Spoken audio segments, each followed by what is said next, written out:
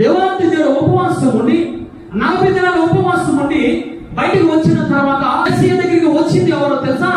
సాతానుడు వచ్చాడు, శోధిస్తూ ఉన్నాడు. దురాత్ముడు ఎందుకు వస్తాడో తెలుసా? నిన్ను బలహీనపరచడానికి మాత్రమే.